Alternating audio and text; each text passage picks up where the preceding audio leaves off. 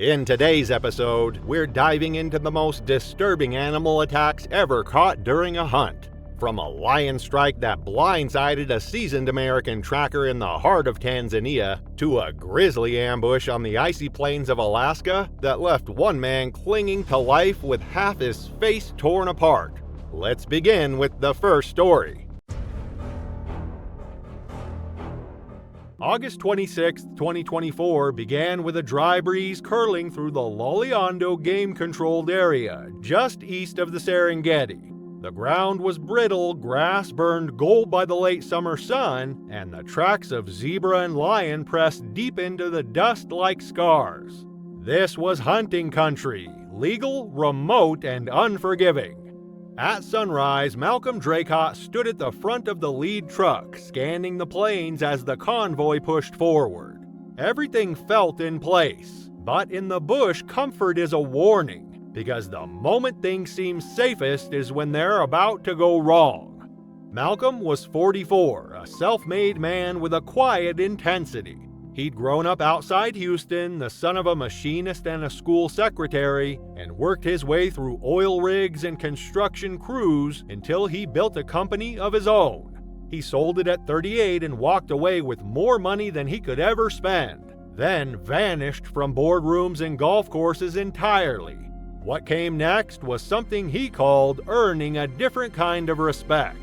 He trained with professional guides, learned to track and shoot, and began traveling across southern Africa. His name was known in certain circles, not flashy, not loud, but remembered. He tipped well, followed rules, and didn't flinch when things got messy. Outfitters liked him, trackers trusted him, but underneath the calm was something harder. Malcolm didn't like leaving things undone. And when he set his sights on a lion, it wasn't about thrill, it was about completion. He treated the hunt like a business plan. Every angle covered, every risk accounted for. What he couldn't plan for was the lion he didn't see. By mid-morning, a young male lion was spotted resting in the open near a cluster of stones, his body stretched in the grass, mane tinged with shadow and age. Through his Leopold VX 3i scope, Malcolm steadied his .375 H&H Magnum, drew in a slow breath, and fired. The crack of the shot startled a flock of birds into the air. The lion didn't flinch. He dropped immediately, a clean fall into the brush. The men nodded to each other. It looked perfect. But the savannah doesn't always give you what you see. Sometimes it gives you what you've forgotten to fear. They didn't know it yet, but the lion on the ground wasn't the alpha. It was a younger male, possibly subordinate, possibly trailing the real pride leader. And 40 feet away, obscured by waist-high grass and wind direction, the dominant male had been watching. Malcolm stepped from the vehicle with his rifle at his side and a practiced ease in his walk. He moved slowly, savoring the moment, and stopped just beside the lion's body to nudge the mane with his boot. The guides moved to set up the camera. A few paces back, the trackers stayed alert, though the kill looked routine. Malcolm crouched low to inspect the shot placement, muttering something under his breath, and reached forward to lift the lion's heavy head for a photograph. That's when the second lion struck. There was no growl, no sound at all, just a rush of motion as the hidden alpha burst from the grass at full speed. It hit Malcolm sideways, a blur of fur and muscle slamming into him like a battering ram. The force knocked him completely off his feet. His rifle flew from his grip and clattered against a nearby rock. The lion's jaws closed around Malcolm's neck and shoulder as it dragged him backwards through the dust, shaking him once, then again with terrifying force. His body jerked violently, boots scraping the ground, arms flailing in a brief, stunned attempt to fight back. The guides froze in shock for a heartbeat before scrambling for their rifles. One fired too quickly, the bullet kicking up dust behind the lion's flank. A second round found its mark, grazing the animal's ribcage. The lion didn't let go. It planted one massive paw across Malcolm's chest and drove its teeth deeper, crushing vertebrae and artery alike. Blood sprayed across the grass in dark arcs as Malcolm's body convulsed once, then went slack. A third shot rang out, this time punching through the lion's side. It staggered, snarled, and finally released its grip. The animal collapsed nearby, muscles twitching, blood seeping into the soil as it died facing the body of the man it had just killed. The aftermath was sudden and grim. The trackers, still shaken from the gunfire, scrambled forward and found Malcolm's body sprawled near the carcass of the first lion. His torso was torn open, neck punctured deep, and blood soaked through his shirt into the dust below. His eyes were still open, glazed in shock. His right hand, outstretched toward where the rifle had landed, remained curled as if trying to reach for it even in his last breath. There was no triumphant photo, no moment of pride, only chaos. One of the guides radioed for emergency evacuation, though it was more for protocol than hope. The closest ranger outpost was nearly an hour away, and no one doubted what the outcome would be. They wrapped his remains in a canvas tarp and laid him gently in the bed of the truck. The other lion, the one that had attacked, had already collapsed a few yards away, shot through the ribs by one of the clients, still trembling with disbelief. Malcolm's death was ruled a fatal wildlife incident. Local authorities confirmed the hunt had been legal with all permits intact. No charges were filed, but the hunting company quietly revised its protocols. No more photo ops until the scene was cleared, no more assumptions about lone predators. The party returned to camp in silence, and no further hunts were conducted in that zone for the rest of the season. His remains were flown back to Texas and buried in a private ceremony, attended only by family and a handful of close hunting companions. The story never made headlines, but it didn't have to. Among professional guides and bush veterans, word spread fast. Not as gossip, but as a warning. The lion he shot had never been the threat. The real danger had waited, hidden in the grass, close enough to strike the moment the barrel dipped and the cameras came out. Malcolm had done everything right until the second he assumed he was alone. In early February 1939, the wilderness of Prince of Wales Island in southeastern Alaska lay cloaked in the stark silence of winter. Towering evergreens dominated the landscape, their branches heavy with snow. The icy waters of the Thorn River wound their way through this rugged terrain, reflecting the pale gray sky. At over 2,500 square miles, Prince of Wales Island is a vast, untamed expanse of dense forests, jagged mountains, and winding waterways. For centuries, it had been home to an array of wildlife, including black bears, Sitka black-tailed deer, and the elusive Alexander Archipelago wolf. For 40-year-old Chris Colby, this remote corner of the world was a second home. An experienced outdoorsman and trapper from Ketchikan, Chris was known for his self-reliance and deep connection to the land. He had spent countless seasons navigating Alaska's unforgiving wilderness, living off the land and mastering its rhythms. Trapping was not just a livelihood for Chris, it was a way of life, one that offered the solitude and adventure he craved. In February, Chris prepared for another long trapping season. His destination was a small cabin near the headwaters of the Thorn River, a spot he had used in previous seasons as a base for his work. He packed provisions to last several months, his trapping gear, and his newest acquisition, a Smith & Wesson .357 Magnum revolver. This top-of-the-line firearm, relatively new to the market at the time, reflected Christ's understanding of the dangers that came with living in the Alaskan wild. The revolver was both a tool and a safeguard, essential for a man accustomed to the unpredictability of nature. The journey to the cabin was arduous. Chris trudged through deep snow, following the river upstream for miles. When he finally arrived, the familiar side of the small wooden cabin must have been a relief. Nestled among the trees, it offered shelter and a place to regroup before venturing out into the surrounding wilderness. Chris quickly settled into his routine. Each morning he would head out to check his trap lines, which he had carefully set along the Thorn River. The work was physically demanding, but Christ thrived in the isolation and the challenge of trapping animals for their furs. For weeks, the wilderness followed its natural rhythms, and Christ worked steadily. His traps yielded a bounty of furs, which he skillfully prepared back at the cabin. The long days were punctuated by the crackle of the fire, the howl of the distant wolves, and the occasional flutter of wings as ravens circled above. The wolves on Prince of Wales Island, part of the Alexander Archipelago subspecies, were typically shy and elusive. They preyed on the island's abundant Sitka black-tailed deer and rarely posed a threat to humans. But the winter had been long and food sources were likely dwindling, driving the predators to take risks they might not have otherwise. On March 2nd, Christ's routine took a tragic turn. That morning, he left the cabin with his usual supplies, a pack with food, his knife secured to his belt, and his prized revolver holstered at his side. The snow was beginning to melt and the forest showed the first signs of spring. It seemed like any other day, but Christ would never return to the cabin.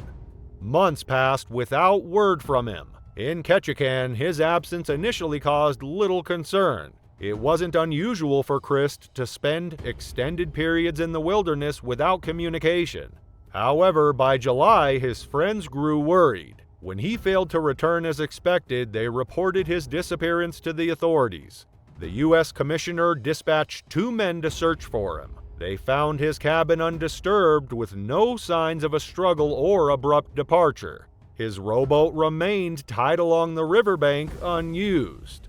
Unable to locate Christ and hindered by the dense summer foliage, the searchers returned to Ketchikan with his belongings, leaving his fate a mystery. Unsatisfied with the inconclusive outcome of the initial search, Christ's friends organized a more extensive expedition in late October 1939. Led by former game warden W.R. Selfridge, the search party included Vic Hotop, W.A. Miller, and M. Walker, all determined to uncover what had happened to their missing friend. The group followed the Thorn River to Christ's base of operations, an old cabin situated approximately 10 miles upstream. Upon reaching the cabin on October 30th, they found it undisturbed, with no immediate clues to Christ's fate. From there, they began a systematic search of the surrounding area. After several days of combing the wilderness, their efforts were rewarded with grim discoveries on November 5th. Scattered across the site near the shoreline of a lake were torn pieces of clothing, bone fragments, and a nearly complete human skull. Among the evidence, they found Christ's sheathed knife, its handle marked with deep wolf bite impressions suggesting a desperate struggle. The revolver Christ had carried with him was also found nearby, still holstered and secured to a belt with visible teeth marks on the leather. The revolver was unloaded, and closer inspection revealed a broken main spring, rendering it unusable. Cartridges were discovered in Christ's pocket, indicating that he had been aware of the gun's malfunction before he left the cabin, but had chosen to carry it regardless, likely out of habit. Without a functional firearm, Christ would have had to rely solely on his knife for defense. The items recovered told a harrowing story of survival and desperation, with the bite-marked knife standing as a testament to his fight against the wolves. Additional evidence included a torn shirt sleeve cuff, a coat, and bones scattered across a 100-foot radius, with some remains found submerged just off the lake's shore. Based on the evidence, investigators theorized that Christ had been attacked by a pack of wolves. The Alexander Archipelago wolves that inhabit Prince of Wales Island are a subspecies of the gray wolf, smaller but highly intelligent and coordinated hunters. These wolves, weighing between 60 and 120 pounds, typically rely on Sitka black-tailed deer as their primary food source. However, the harsh winter of 1939 may have depleted their usual prey, driving the pack to target Christ instead. Wolf attacks on humans are exceedingly rare, and at the time of Christ's death, no fatalities from wolf attacks had been documented in Alaska. Wolves generally avoid humans, preferring to retreat rather than engage. But hunger can push even the most cautious predators to act out of character. The isolated location of Christ's cabin, coupled with the lean winter months, created the perfect storm for this rare and tragic event. The details of what happened in those final moments remain speculative, but the evidence told a clear enough story. Christ's revolver, broken and unloaded, offered no protection. The knife, unsheathed and marked with wolf bites, suggested he had fought valiantly to defend himself. The scattered remains indicated a chaotic and violent struggle. Despite his experience and resourcefulness, Christ was overpowered by the wolves, and his body was left to the elements and scavengers. Christ's remains were brought back to Ketchikan, where he was laid to rest. At the site of the discovery, the search team left a simple handwritten memorial, marking the location where their friend had met his tragic end. Christ's story remains one of the only documented fatal wolf attacks in North America, an extraordinary and rare occurrence that highlights the unforgiving nature of the wilderness. Even for someone as skilled and prepared as Christ Colby, the untamed forces of nature proved insurmountable. Prince of Wales Island remains a haven for outdoor adventures, its dense forest and abundant wildlife drawing visitors from across the world. Yet the island's beauty is matched by its danger, a truth that Christ Colby's unfortunate story illustrates with chilling clarity. March 12, 2008 broke cool and still across the granite ridges of Matabo Hills in southern Zimbabwe. The sun was just beginning to warm the rock outcrops that jutted from the brush, ancient formations carved by time and wind into natural sentinels overlooking the valleys below. Baobab trees reached their twisted limbs skyward, and shadows lingered in the hollows where leopards liked to rest. This wasn't open savanna. It was closed country, tight, rocky, and perfect for ambush predators. And it was here that a 47-year-old man named Lennox Barad rose before dawn to prepare for the kind of hunt no one took lightly. Lennox had grown up in nearby Kezi, just east of the park boundary. He wasn't a trophy hunter nor a tourist. He was a seasoned bushman, a tracker, and a licensed hunter who often assisted the park's department when local wildlife grew too bold. Quiet and even-tempered, Lennox was well known in the region as a man who knew the land, and more importantly, the animals that lived on it.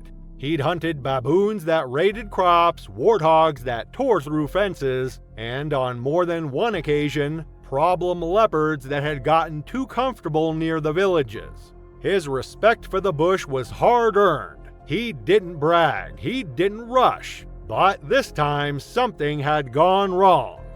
Over the past week, 3 goats had been taken from a small homestead just beyond the basalt ridge that separated the forest edge from cultivated fields. The signs were clear: claw marks, drag trails, and a half-eaten carcass left hanging in the fork of a tree. Only one animal did that. A call went out to Lennox. He arrived that afternoon with a small team. 2 junior trackers and a bolt-action Rigby rifle chambered in .275, ideal for the terrain. They set bait, mounted a hide, and waited. At dusk on the second day, movement stirred behind the thorn bush near the bait pile. Lennox raised the rifle and fired. The shot hit, but not cleanly. The leopard bolted into the rocks, a dark blur swallowed by stone and shadow. Blood drops dotted the trail.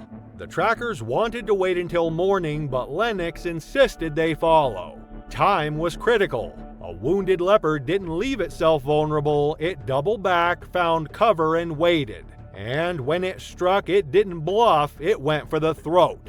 The African leopard is not the largest of the big cats, but pound for pound, it's one of the most formidable. Adult males weigh between 130 and 200 pounds, but their muscular build allows them to haul prey twice their size into trees.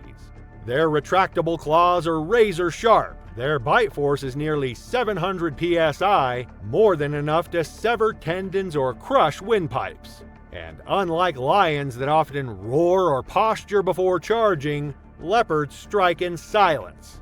In rocky terrain like Metabo, they're nearly invisible until they move. Lennox followed the blood trail past a collapsed gully and into a thicket of jumbled rocks and scrub. The trail turned sharply up a slope where granite boulders stacked like stairs beneath a steep overhang. The cat was nowhere in sight. He stepped forward slowly, eyes scanning the brush ahead. Behind him, the trackers fanned out in a cautious arc, rifles raised. No one saw what waited above. The leopard had doubled back and climbed into a ledge hidden by sun and shadow. It was bleeding heavily from the haunches, but alive, barely, and full of adrenaline. As Lennox passed beneath, it dropped. It landed hard, its full weight slamming into Lennox's back with the force of a dropped boulder. The leopard's jaws locked instantly onto the base of his neck, teeth diving into muscle and artery in one crushing bite. The two tumbled downslope in a chaotic blur of claws, dust, and broken bush. As they rolled, the impact cracked one of Lennox's ribs and drove the breath from his lungs. He hit the ground with a wet thud, stunned but conscious, and reached for his rifle with fingers already slick with blood.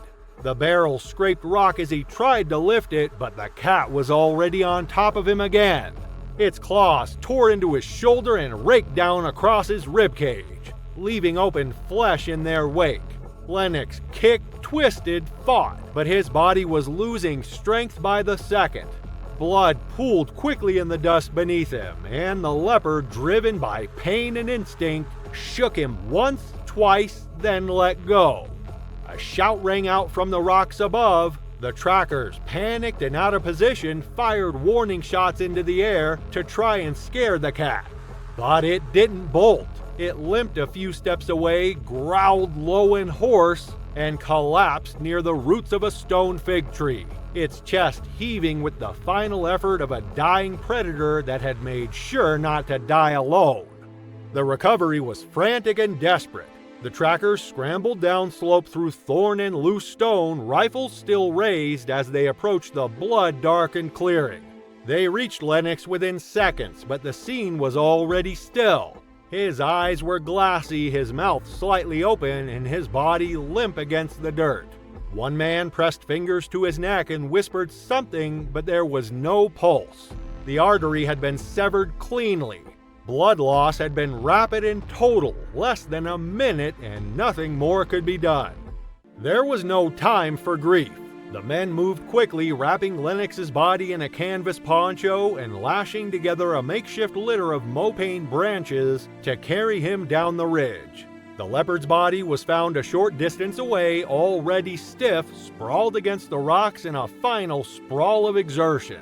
Its original wound had torn through the hindquarters and bled it out slowly, but not before it had turned back for a last strike. The animal was photographed, tagged for official records, and retrieved later by wildlife authorities. In the weeks that followed, no mount was requested, no hide was displayed.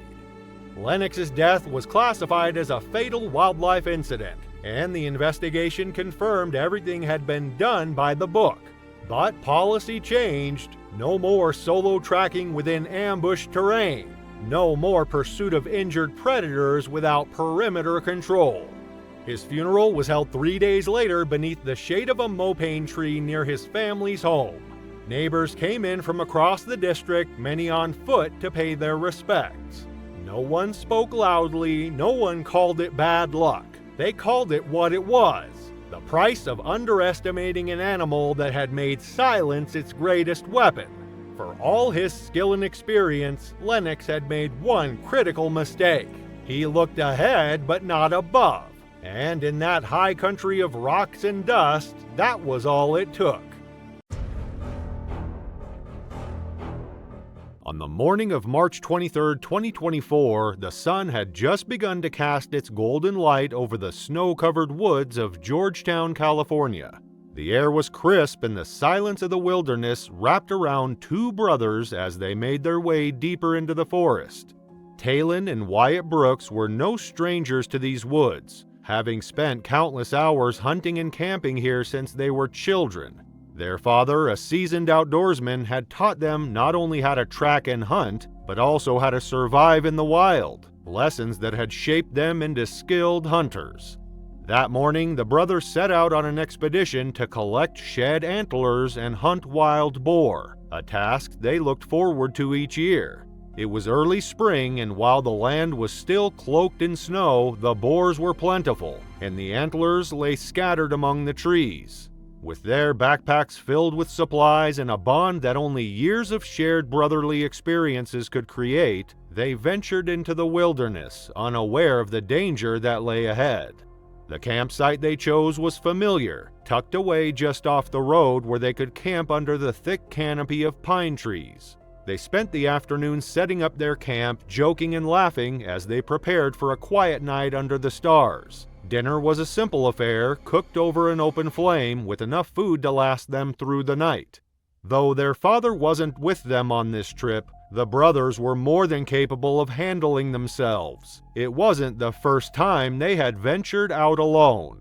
After eating, the brothers set out to hunt, knowing that the boars would be active as the sun began to set. Within a couple of hours, they had successfully downed one boar and found a few prime antlers to collect. They spent the rest of the afternoon dressing the boar and hauling it back to camp. Unbeknownst to the brothers, the smell of the hunt, a mix of fresh meat and blood, carried through the forest, leaving an open invitation to any predators in the area. As the night fell, the brothers cleaned up at a nearby stream, then retired to their tent to sleep, unaware that the aftermath of their hunt had drawn the attention of a hungry cougar. The beast had been prowling the area, its sharp eyes catching the scent of the carcass. It had waited until darkness settled, slipping into the shadows near the camp. The faint sounds of the brothers' voices and the warmth of the fire were enough to make the cat hesitant, but the hunger gnawing at its belly urged it forward. The cougar had lingered in the woods all night, watching the camp from a distance, its instincts driving it closer and closer to the prize. But when Wyatt stepped out of the tent in the early morning to relieve himself, the predator saw its chance. Stealthily, it crept through the underbrush, closing in on the unsuspecting brothers. Talon and Wyatt had no idea they were being stalked. As they made their way back toward the woods, the cougar remained silent, moving stealthily in the shadows. The brothers, focused on the path ahead, noticed nothing unusual. But then, in a split second, the cougar leapt from its hiding place, its powerful body crashing into Wyatt. With deadly precision, it raked its claws across his face, leaving deep gashes that tore through flesh and bone. Wyatt screamed in pain, but before he could react, the cougar was on top of him, its teeth sinking into his cheek and neck. Talon, who had been just a step ahead, rushed to his brother's aid. He threw down his rifle and, with the strength of desperation, lunged at the beast. His body collided with the cougar, knocking it off his brother and sending it tumbling through the air. In the chaos, Talon shouted at Wyatt to run. Blood poured from his brother's face, and his left eye was all but lost. Stumbling, disoriented and half-blind, Wyatt ran for the camp, leaving a trail of blood in the snow behind him. In his panic, he managed to grab a phone and dial 911, though his hands were slick with his own blood and his vision blurred. Talon fought with the mountain lion, trying to keep it away from his brother, but his efforts were in vain. The cougar, furious and afraid, attacked again, its claws slicing through his body with terrifying force. Talon's cries filled the air as he tried to fight back, but the lion's grip was relentless. Within moments, Talon was on the ground, unable to protect himself from the creature's savage assault. The lion tore into his throat, silencing him forever. Wyatt reached the camp, finally managing to speak to the 911 operator before he passed out from shock and blood loss. The paramedics arrived moments later, but it was too late for Talon. They found him just a few feet from the camp, his body mangled beyond recognition. The cougar had been standing over him, feasting on its prey when the officers arrived. They fired their shots, driving the lion back into the trees, but it was clear that Talon was already gone. The cougar was eventually tracked down and euthanized. Its stomach revealed the horrifying signs of its predation, with blood still fresh on its muzzle. Wyatt, though gravely injured, was rushed to the hospital. The surgeons worked to save what they could of his face, though his injuries were severe. Wyatt was expected to recover, though his appearance would forever be altered by the brutal attack.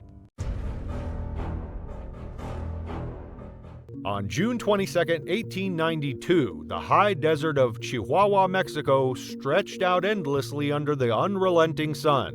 The vast plains and rugged canyons stretched over 100,000 square miles, but were sparsely populated with human settlements few and far between. Among these outposts was Colinia Pacheco, a small Mormon settlement established by families who had fled persecution in the United States. The Neagle family was among them, working tirelessly to establish a foothold in the unforgiving wilderness. Brothers Hiram, 22, and George Neagle, just 18, had been tasked with maintaining one of their family's ranches outside the colony. It was hard, isolating work, but Hiram, the elder of the two, approached it with determination. The brothers were no strangers to the challenges of ranch life, from unpredictable weather to the ever-present threat of predators. They had grown up in these conditions, learning to rely on their wits and each other to survive. Chihuahua's wilderness was home to a host of wildlife, but none posed as great a threat as the Mexican grizzly bear. Towering over 6 feet on its hind legs and weighing up to 600 pounds, the grizzly ruled as the apex predator of the region. Its immense strength, sharp claws, and powerful bite, delivered with 3-inch-long teeth, made it a creature to be feared and respected. By 1892, the grizzly population was already in decline due to overhunting and habitat loss, but in this corner of the desert, they still roamed. The Neagles' troubles began when they noticed their livestock disappearing. Over several weeks, they found the remains of goats and cattle scattered across the property, their carcasses bearing the unmistakable signs of bear attacks. The losses were substantial, and the brothers knew they had to act. One evening, Hiram spotted a massive grizzly near the ranch while returning from the river. It was clear this bear was responsible, and it had grown bold enough to come dangerously close to their home. Determined to protect their ranch, Hiram and George armed themselves with rifles and set out to track the bear. They rode on horseback for miles, following the trail of destruction the predator had left behind. The tracks led them along the Gavilan River and eventually to a canyon flanked by rugged hills. Scattered among the tracks were the remains of livestock, grisly evidence of the bear's rampage. As the brothers pressed on, they decided to split up to increase their chances of spotting the animal. George rode ahead, scanning the rocky terrain for any sign of movement. It wasn't long before he saw it, a hulking brown figure moving in the distance. He shouted for Hiram, and the brothers quickly regrouped. Dismounting their horses, they raised their rifles and took aim. The first volley of gunfire rang out, with Hiram firing several shots into the bear's torso and legs. George aimed for the head but missed. The bear, wounded but still alive, let out a deep bellow of pain and began limping away, retreating into the canyon. Determined to finish the job, the brothers pursued it, pausing only when George's rifle jammed, the cartridge stuck in the chamber. As he worked to fix it, Hiram moved ahead, confident the bear was mortally wounded. Moments later, George heard 3 more gunshots echo through the canyon. Assuming Hiram had fired the final kill shots, George hurried after him.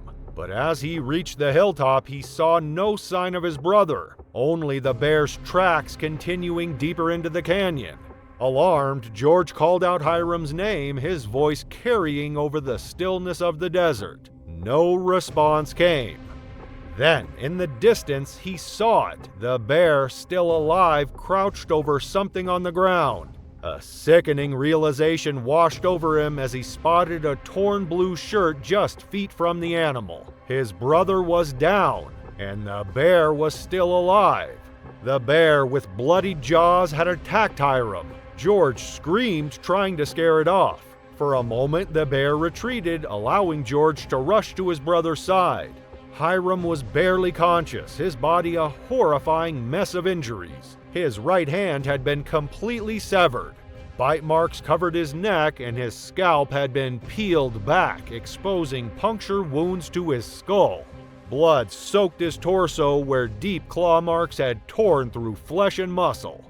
Through labored breaths, Hiram managed to recount what had happened. As he approached the bear on foot with his horse, thinking it was dead, the animal suddenly lunged at him. It had been lying in wait, feigning death to ambush its attackers.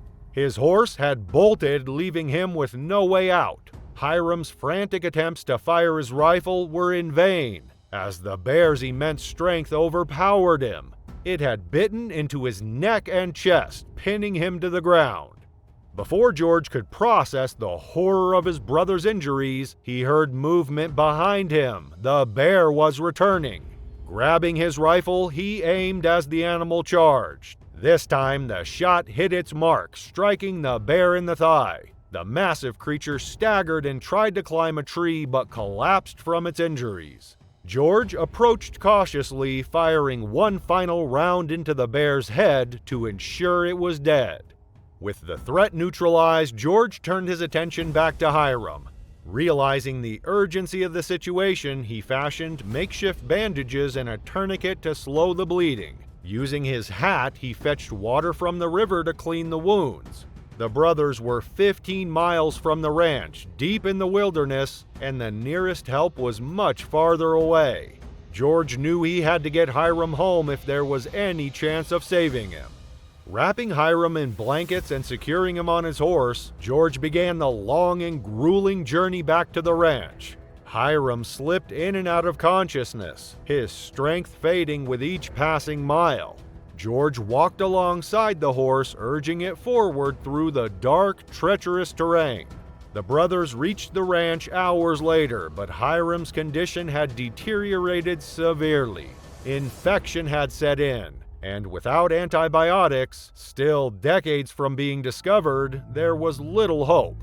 The family decided to take Hiram to a nearby town in a desperate bid to find medical help. Doctors from neighboring areas arrived, doing everything they could to treat his injuries, but their efforts were in vain. Over the next 2 days, the infection spread and Hiram's condition worsened. At 10 p.m. on the night of June 24, 1892, surrounded by his family, Hiram succumbed to his injuries.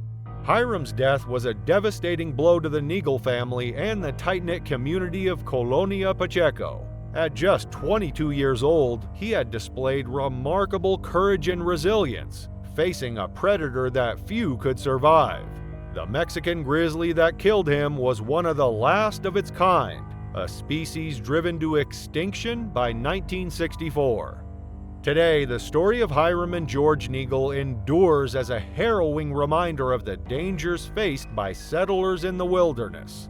Though the Mexican grizzly is now gone, the canyons and rivers of Chihuahua remain, silent witnesses to a battle that claimed the life of one young man and forever changed the life of another. September 16, 2022 dawned cold and crisp in Montana's Gallatin National Forest, where mist clung to the understory and the sharp scent of pine hung in the air like a warning.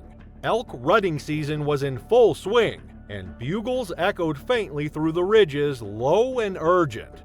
Gallatin, part of the vast Greater Yellowstone ecosystem, is home to some of the most rugged terrain in the American West. Forest of lodgepole pine and Engelmann spruce laced with game trails and shaded hollows perfect for an ambush. Travis Longmore, 28 years old, knew the area well. He had hunted these woods before, but that day, in a stretch of unmarked timber above a shallow creek bed, something would go terribly wrong. Travis wasn't reckless. Raised in Idaho and based in Bozeman, he worked hard during the week and hunted hard when he could. He preferred bow hunting, closer, quieter, more personal. His compound bow, a Hoyt Carbon RX-3 equipped with Rage broadhead arrows, was tuned to perfection. and his pack was neatly organized down to the last wind checker bottle. Friends called him methodical, patient, the kind of guy who cleaned his gear twice and always left a detailed plan. That morning, he'd driven in before sunrise, parked off a remote fire road, and followed a game trail up through the pines. Around mid-morning, he caught sight of a large bull elk standing broadside near a grove of fir trees. The animal bugled once, turned, and paused just long enough. At 30 yards, Travis took the shot. The Rocky Mountain elk is the largest subspecies of elk in North America. Adult bulls regularly exceed 700 pounds, with racks spanning up to 4 feet wide and tines as long as knives. During the rut, they're high-strung and volatile, driven by instinct and surging testosterone. They'll battle rivals with brutal head-on charges, scatter branches in display of dominance, and when wounded, can enter a final adrenal frenzy that turns even the dying into a deadly force. While most hunters respect the possibility in theory, few ever see it up close. Travis was about to. Following best practice, Travis waited 45 minutes before trailing. The blood trail was steady, rich, and bright red, likely a lung shot. He moved carefully through the brush, stepping over deadfall and ducking beneath low boughs. After nearly 200 yards of tracking, he found the bull lying near a fallen pine. Its body slumped sideways and eyes dull. Blood had pooled beneath the animal's chest and its ribcage no longer rose. Travis approached, slowly at first, then confidently. He knocked his bow, lowered it, and stepped into the clearing. He drew out his phone to take a picture.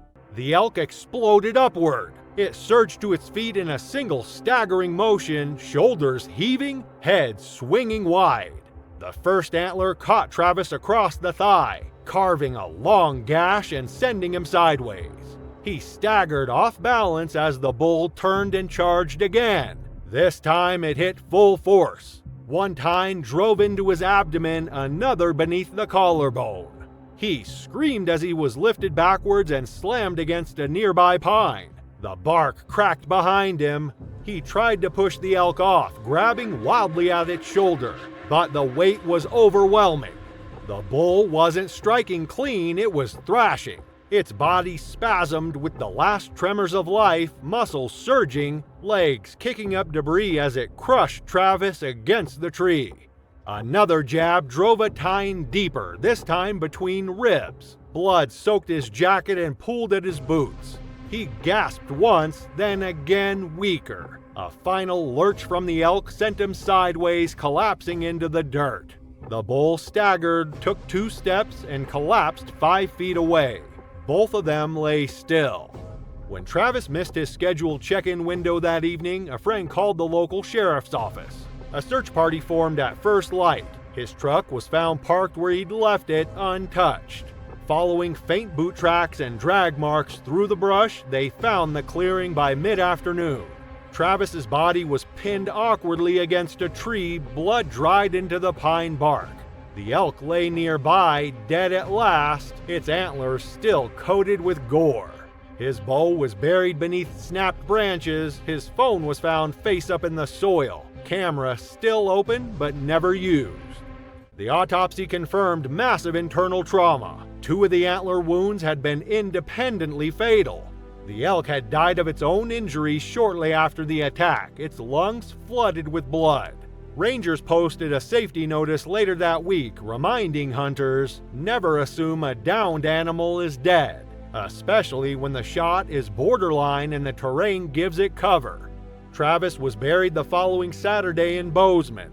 The service was small, the kind hunters attend in silence. His story didn't make headlines, but across the hunting community it traveled fast, quietly, urgently, like a warning in the woods. On a moonless night in February 2018, the South African bush lay in an eerie silence, broken only by the occasional call of nocturnal creatures. Darkness enveloped the private game reserve near the edge of Kruger National Park, a sanctuary for wildlife and a dangerous frontier for those who sought to exploit it. Amid the shadows, 3 figures moved cautiously, their rifles slung across their backs, their movements deliberate. Among them was 50-year-old David Baloyi, a resident of Mavudza village in Mozambique. David's life, like many in his remote village, was one of hardship. Mavudza, situated in the Masengeri area, is a place of stark poverty where survival often depends on subsistence farming. Corn, cassava, peanuts, and rice grow in the sandy soils, yielding meager harvests. Most homes lack electricity, and opportunities for economic advancement are scarce. In a community where 3/4 of the population is illiterate, the illegal wildlife trade presents a tempting, albeit perilous, opportunity. David, like others before him, saw poaching as a way to provide for his family.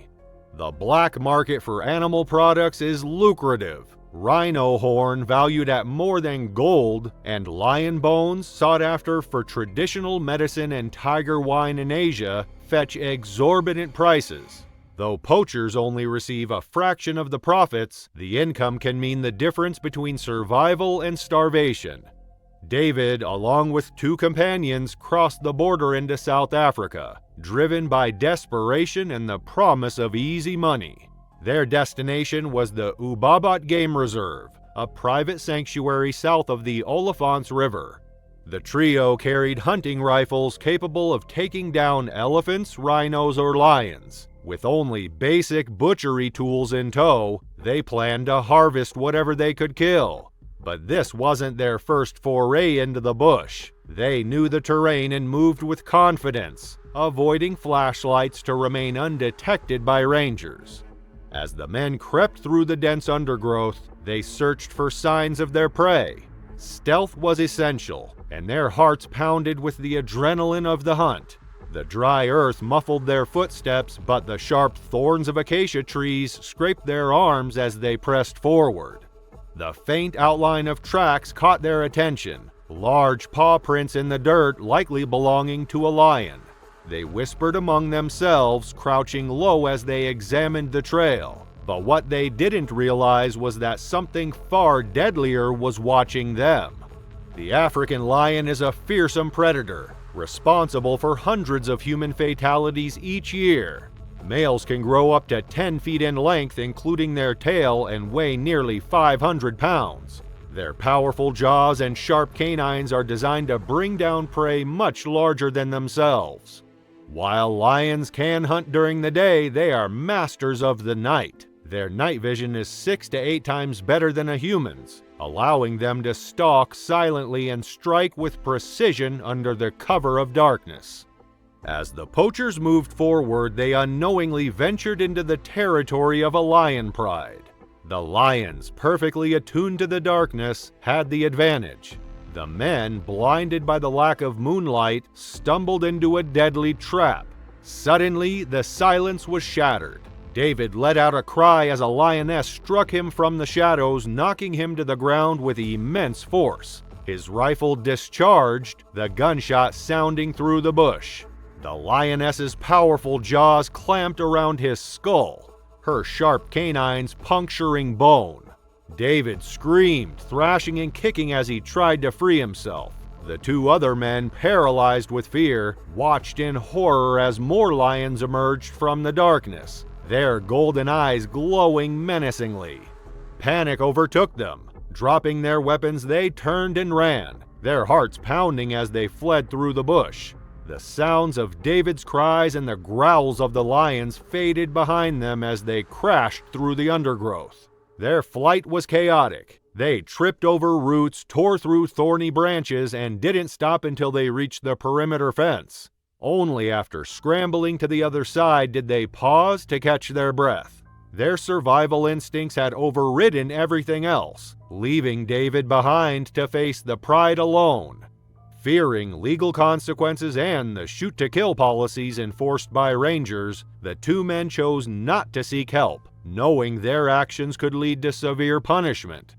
Back at the scene, the lions continued their attack. For David, there was no escape.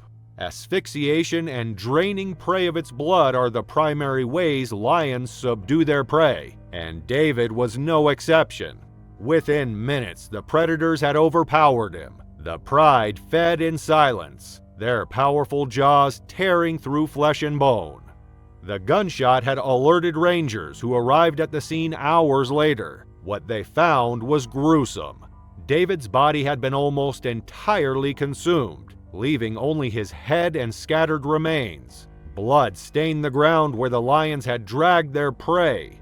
Nearby, the abandoned rifles and ammunition confirmed the poacher's intent. Tracks in the dirt told the rest of the story. 2 sets of footprints leading away from the scene, heading back toward the border. David's remains were transported to Maputha Malachi Hospital mortuary. His sister-in-law, who lived in South Africa, was called upon to formally identify him. The sight was devastating, and the trauma of that moment would stay with her forever. Back in Mozambique, David's family grieved his loss. For them, his death was a tragic consequence of poverty and desperation. The incident showed the deadly risks of poaching, not just from armed rangers, but from the animals themselves. Lions, despite being heavily poached for their bones, remain powerful predators capable of turning the tables on those who seek to exploit them. Conservationists and anti-poaching units pointed to the event as a gruesome reminder of the dangers posed by the illegal wildlife trade. The Alaskan wilderness in late October is a place of stark contrasts. Pristine snow blankets the landscape in deceptive tranquility, while beneath this serene surface, life and death play out in brutal, unforgiving terms. For apex predators like the grizzly bear, these early winter months trigger a desperate race against time, a final push to accumulate enough fat reserves before hibernation. But what none of them could have foreseen was how this hunt would end, not with a clean kill, but a blood-soaked warning from nature itself. For 3 experienced hunters from Anchorage, this harsh reality was precisely what drew them to the remote Talkeetna Mountains, 180 miles north of civilization. James Whitaker, 42, his brother Michael, 38, and their longtime hunting partner Robert Callahan, 45, had been tracking game in Alaska's backcountry for over 2 decades. They were well-equipped, well-trained, and well aware of the dangers that lurked in these mountains. Their target was a massive male grizzly that local guides had nicknamed the Ghost, a 900-pound behemoth that had developed a reputation for raiding cabins and killing livestock on the outskirts of smaller settlements. The bear's territory spanned over 400 square miles, making him notoriously difficult to locate. The hunting party had secured one of the few permits issued annually for grizzly hunting, justified by the bear's increasingly bold encounters with humans. Still, no one truly knew what the Ghost was capable of, not until it was far too late. On the morning of October 23, 2019, the 3rd day of their expedition, fresh snowfall provided the break they had been waiting for. Clear tracks, massive even by grizzly standards, led them deep into a ravine flanked by dense pine forest. The men moved with practiced precision, their breath forming clouds in the frigid air as they followed the unmistakable trail. At 11:42 a.m., Robert spotted movement approximately 200 yards ahead, a dark shape against the snow partially obscured by underbrush. Through his scope, James confirmed it was their target. The massive grizzly was digging at the base of a fallen tree, likely searching for hibernating rodents or cached food. The hunters positioned themselves strategically, forming a loose triangle with clear lines of sight. James, the most experienced marksman, took the lead position. At 175 yards, he steadied his .338 Winchester Magnum rifle against a tree trunk, exhaled slowly, and squeezed the trigger. The shot echoed through the valley. The bear roared, a primal sound that seemed to shake the air, and reared up on its hind legs, towering nearly 10 feet tall. James fired again, striking the bear in the shoulder. Michael and Robert joined in, their rifles cracking in quick succession. The grizzly absorbed 5 more rounds, staggering but somehow remaining upright, before a final shot from James sent the massive creature crashing to the ground. The hunters waited the standard 30 minutes before approaching a downed predator, a safety protocol that had served them well over the years of hunting dangerous game. The half hour passed with tense vigilance, their rifles trained on the motionless form partially hidden in the underbrush. No movement, no sound except the whisper of wind through the pine branches and the occasional distant calls of ravens. At 12:25 p.m., the men began their cautious approach. The snow around the fallen bear was stained crimson, spreading outward in a stark contrast against the pristine white. As they closed to within 50 yards, they made a critical decision that would prove fatal. To cover more ground and approach from multiple angles, standard procedure when confirming a kill of this magnitude, they separated. James moved directly toward the bear's position while Michael circled to the right and Robert to the left, maintaining a distance of about 30 yards between them. The ravine's topography meant they quickly lost sight of each other as they navigated the uneven terrain.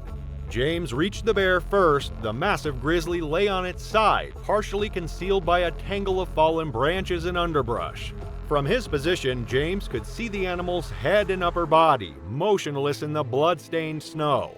He approached to within 15 feet, his rifle raised, senses heightened by the proximity to such a formidable predator, even one that appeared dead. What happened next occurred with such explosive violence that Michael and Robert, just 30 yards away, had no time to react. The dead bear, its body temperature dropping, blood pooling beneath it, 8 rifle rounds in its massive frame, surged upward in one final adrenaline-fueled attack. 900 pounds of muscle, fur, and fury erupted from the underbrush. The grizzly covered the 15 feet separating it from James in less than a second. Before the hunter could raise his rifle, before he could even cry out in warning to his companions, the bear was upon him. The bear wasn't done yet, and James was standing exactly where it needed him to be. The sound that reached Michael and Robert wasn't a scream. There hadn't been time for that. It was the sickening combination of a roar, a crunch, and the wet tearing of fabric and flesh. They sprinted toward the commotion, rifles raised, shouting James's name. By the time they reached the clearing, the violence had already ended. The bear lay collapsed across James's lower body, both predator and prey motionless in the crimson-stained snow. The hunter's rifle lay 5 feet away, unfired. His face and throat were unrecognizable, the bear's massive jaws having crushed his skull in one catastrophic bite.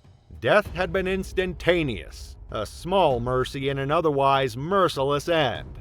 The grizzly, too, was finally irrefutably dead. Its last act of vengeance had depleted whatever reserves of strength and will had kept it alive after absorbing 8 rifle rounds, any one of which would eventually have proven fatal. The Alaska Department of Fish and Game investigation that followed revealed the extraordinary circumstances of the attack. The bear had sustained catastrophic internal injuries from the multiple rifle rounds. Its lungs were shredded, its liver ruptured, and 2 bullets had penetrated its heart. By all physiological measures, the animal should have died instantly from such trauma.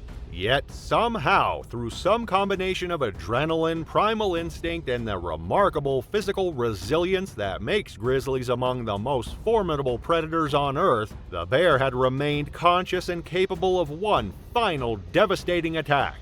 The autopsy revealed another detail that added a grim footnote to the tragedy. The grizzly had been suffering from an impacted tooth that had developed a severe infection, likely causing significant pain and potentially explaining its increasingly aggressive behavior towards humans in recent months.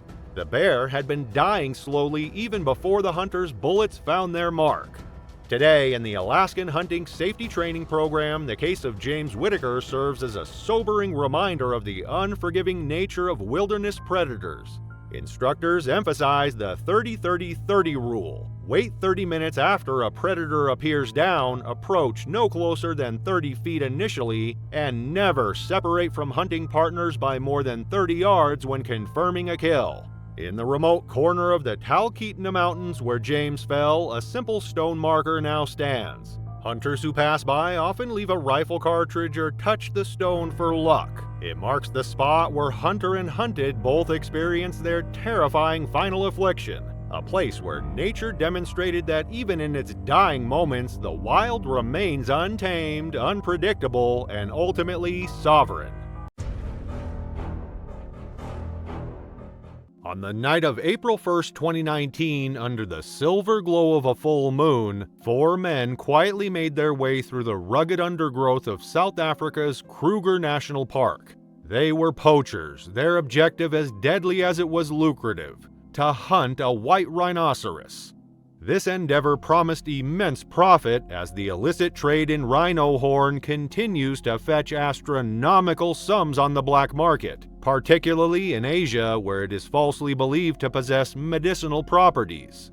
Armed with hunting rifles and a sense of desperation, they slipped past the park's boundaries, unaware that their mission would soon take a gruesome turn.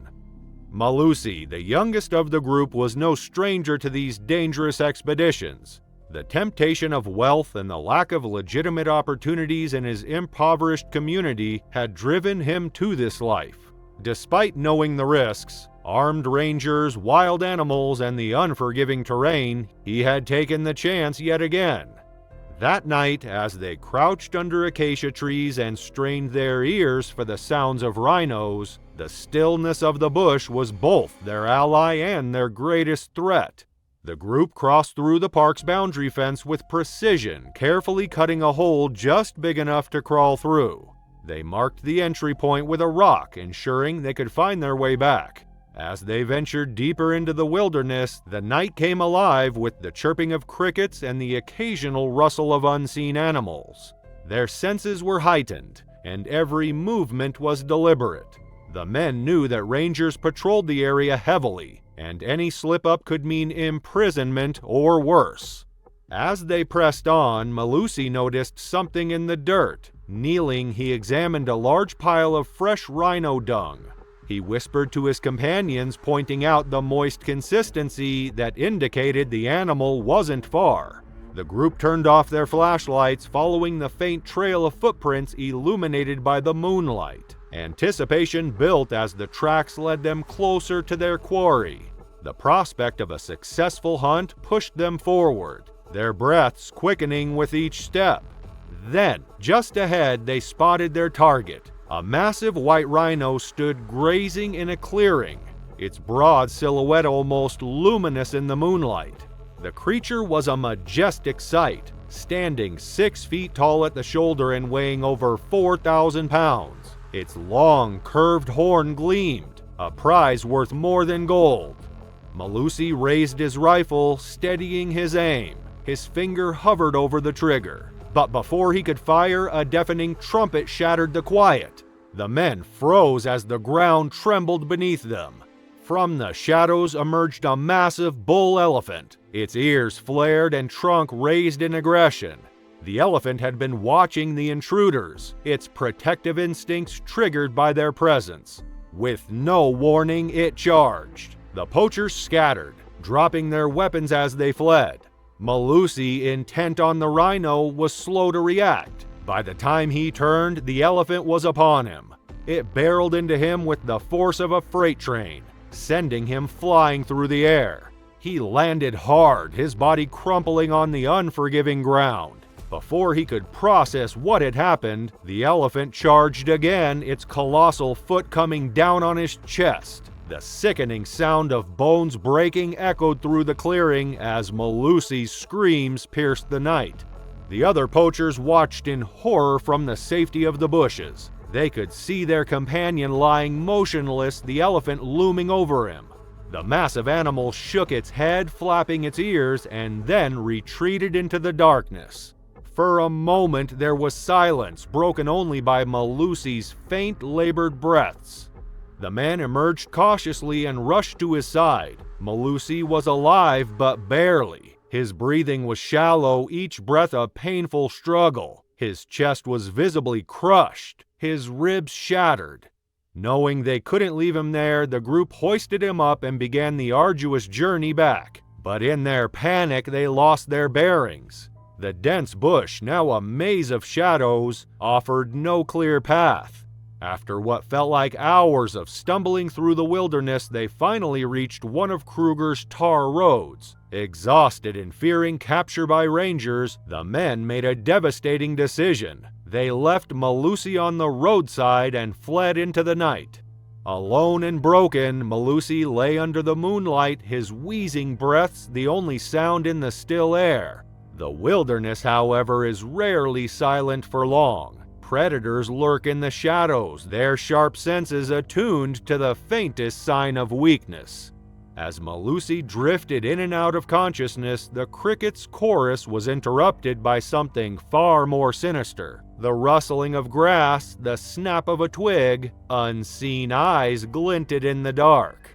A lion pride had caught Malusi's scent. Drawn by the blood and sound of his labored breathing, they crept closer, their padded feet silent against the earth. The first lioness approached cautiously, her golden eyes fixed on the helpless man. In an instant, she lunged, her powerful body pinning him down as her jaws closed around his throat. Malusi's struggle ceased as the pride descended upon him, their hunger overriding any hesitation. By morning, rangers were alerted to the incident when Malusi's accomplices contacted his family, relaying the news of the attack. A search party was dispatched, led by Regional Ranger Don English. Over the course of 3 days, the team scoured the area hoping to recover Malusi's remains. Eventually, they made a grim discovery near Crocodile Bridge. All that was left of him was a skull and a pair of torn trousers, his body completely devoured by the lions. Nearby, the rangers found discarded hunting rifles and ammunition, clear evidence of the group's intentions. The surviving poachers were later arrested and charged with illegal possession of firearms, conspiracy to poach, and trespassing. Their capture shed light on the harsh realities of poaching, where greed collides with unpredictable forces, leaving devastation in its wake. October 3, 2011 began in the muted blue haze of pre-dawn over the Carpathian Mountains, not far from the outskirts of Brasov, Romania. The forested ridgelines, steep and tangled with fir, spruce, and moss-covered underbrush, were steeped in a silence broken only by the crack of twigs beneath boots and the distant caw of crows. In these remote valleys, the mist settles thick along the forest floor, muting colors and sound alike. It was a place where predators had the advantage, where humans felt like visitors even with rifles in hand. Claudiu Fenech moved with quiet purpose along a narrow game trail, his breath visible in the early chill. At 39, he was seasoned, not just as a hunter, but as a man who understood the rhythms of the wild. Stocky and deliberate, he worked as a game warden part-time, but was better known in town for his mechanical skills and calm under pressure. He'd grown up around hunting rifles and long weekends in the forest. Married once, no children, he now spent most of his free time hiking or stalking boar, sharing local schnapps with friends, or keeping an old Land Rover running past its prime. Everyone knew Claudiu would say the same. He wasn't reckless, but he was confident. Maybe too confident for the woods that day. The trio had left before first light. Claudio and 2 of his longtime friends, each armed and familiar with the region. They had been called in to track a nuisance bear, a large male spotted multiple times near rural properties, raiding apiaries and tearing through compost bins. With hunting permits secured and reports growing more urgent, the men moved slowly along a slope known to be part of the bear's range. Claudiu carried a Blazer R8 bolt-action rifle chambered in .300 Winchester Magnum, a powerful round more than capable of dropping large game from 150 yards. He'd used it many times before. He trusted it. The Eurasian brown bear is no minor threat. Among the largest terrestrial carnivores in Europe, adult males regularly exceed 900 pounds and can stand over 8 feet tall on their hind legs. They possess immense strength, enough to flip boulders, tear apart tree trunks, or run bursts of up to 30 miles per hour across uneven terrain.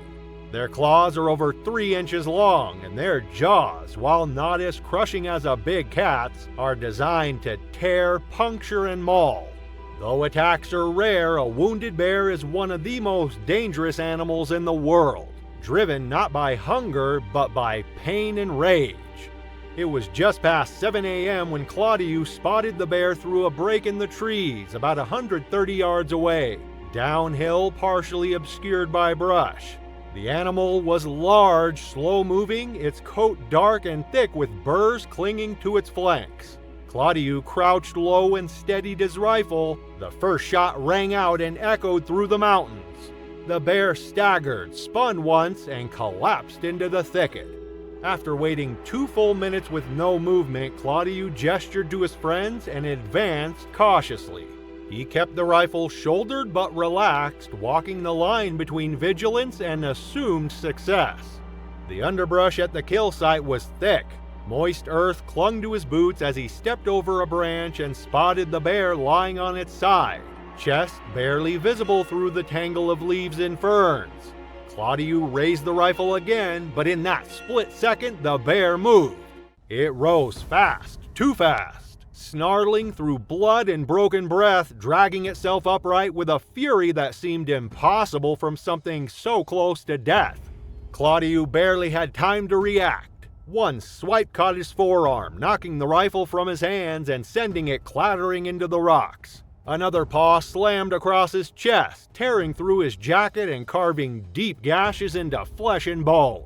He cried out and stumbled backward, boots slipping on wet soil. He may have tried to run, but there was no time. The bear lunged, clamping its jaws around his torso and yanking him off his feet in one brutal motion. It dragged him several yards into the brush and pinned him beneath its weight, crushing down as it mauled him in a blur of claws and teeth. Claudius thrashed, tried to fight, but the strength was already leaving his limbs. His friends, frozen at first, heard everything. The thudding impact, the ragged cries, the sickening snap of bone. By the time they reached him, the bear had collapsed just feet away, bleeding out, twitching, and still baring its teeth in a final reflexive snarl. A second shot was fired, but it was clear the animal had already bled out. Claudius lay curled on his side, blood soaking through his jacket, his rifle lying 6 feet away with fresh claw marks carved across the stock and dirt scuffed in a half circle around the site. Deep gashes ran across his upper chest and abdomen, and his ribs had caved inward from the crush. One leg was mangled at the hip, a boot partially torn. His face was pale, mouth slightly open as if still trying to call out. His death, according to the coroner's report later, had been caused by massive internal trauma and blood loss. He had died within 90 seconds. The bear had managed to crawl another 35 feet before it collapsed and died, a trail of blood and broken branches marking its final moments. The site was cordoned off by forest authorities and examined in detail. Investigators found signs of movement in the underbrush before the attack, suggesting the bear had not died instantly but had instead lain silent, concealed until Claudius came too close. The first shot had struck just behind the shoulder but missed the heart. A lethal shot in minutes, not seconds. And minutes in this case were far too long. Romanian authorities classified the death as a fatal wildlife incident. The bear's carcass was recovered where it had collapsed a short distance from the scene, and forestry officials documented the site before clearing the area. No additional hunts were authorized in that section of the forest for the rest of the season. Claudius' family held a closed casket service in Brazov, attended by friends, fellow hunters, and local forestry officials. His rifle, marked with claw scratches and caked with dirt, was eventually returned to his family. Claudius' death served as a grim reminder to even seasoned hunters: never assume a downed predator is finished. Brown bears can weigh over 800 pounds and still find the strength to charge, even after a critical shot. In the wild, one misjudgment, one step too soon can be all it takes to turn a successful hunt into a fatal mistake. On the crisp morning of September 16, 2011, the forest straddling the Montana-Idaho border seemed timeless. The air was cool, heavy with the scent of damp soil and pine needles. Sunlight filtered softly through the towering trees, painting the forest floor with shifting patterns of light and shadow. It was serene, almost unnervingly so. The only sounds were the faint rustling of leaves and the distant calls of birds. Beneath this peaceful veneer, however, lay the potential for danger. For 39-year-old Steve Stevenson, this was the wilderness he cherished. A devoted husband and father of 2 daughters aged 14 and 10, Steve was the embodiment of dedication. During the work week, he labored as a miner with Highcraft Mining, extracting silver and gold from the earth, but his weekends belonged to the outdoors. A seasoned hunter and hiker, Steve was deeply connected to the land. Those who knew him spoke of his warmth and selflessness. He often took younger or less experienced hunters under his wing, eager to share his passion for nature. This trip was meant to be an escape from the routine, a chance to enjoy camaraderie and the thrill of the hunt. Joining him was 20-year-old Ty Bell, a fellow hunter and friend from their hometown of Winnemucca, Nevada. The 2 men had joined a larger group of hunters, each with valid permits to pursue black bears in the region. The rugged terrain offered ample opportunities for their quarry, but it also held risks. This was grizzly country, home to one of the most powerful and unpredictable predators in North America. Grizzlies, though protected under federal law, had been the subject of overhunting for decades, reducing their population to critically low levels by the mid-20th century. Thanks to conservation efforts, their numbers had slowly recovered, but sightings remained rare. Hunters were required to take bear identification courses to distinguish between black bears and their larger cousins. However, in the dense, shadowy forest, identifying a bear in the split second before firing could be nearly impossible. By mid-morning, the group had ventured several miles into the wilderness near the Idaho-Montana state line, deep within a rugged backcountry area known as Scout Ridge. The area was known for its challenging terrain, steep ridges, thick underbrush, and dense forest that limited visibility to just a few feet in places. Its remote location made it an area few ventured into without preparation.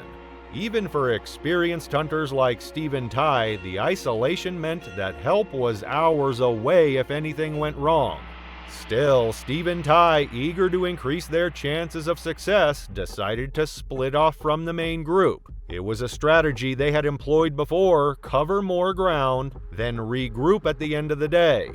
The terrain was challenging, with dense forest and patches of huckleberries, known to attract both black bears and the rarer grizzlies that inhabited the area.